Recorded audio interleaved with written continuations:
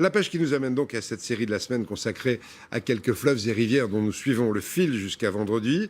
Aujourd'hui, une rivière, un affluent de la Loire, l'Allier. Il traverse 7 départements.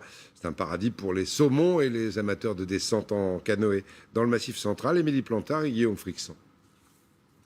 Il faut prendre un peu de hauteur pour la voir serpenter dans la végétation, libre et naturelle. L'Allier, 425 km de rivière prisée par les saumons d'Atlantique. À Chanteuge, ce drôle de piège permet de les observer et de les recenser. Ça, c'est un jeune saumon qui va partir vers l'océan pour aller en mer de Norvège, au Groenland, y passer 2-3 années et revenir quand il fera 1 mètre au printemps prochain. Il devra alors parcourir près de 900 km depuis l'océan pour venir frayer ici, dans les eaux les plus hautes de l'Allier. La raison, elle est simple. On a encore un habitat de qualité exceptionnelle, une eau de qualité excellente et à la fois des graviers, des granulats propices à ce que le saumon dépose ses œufs et puisse s'y reproduire.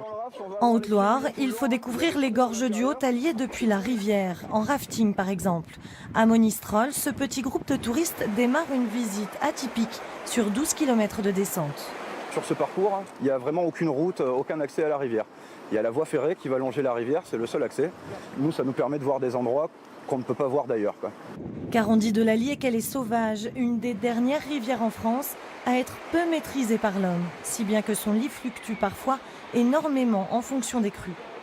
La rivière peut monter jusqu'en haut de ces grands rochers de basalte qu'on voit juste là.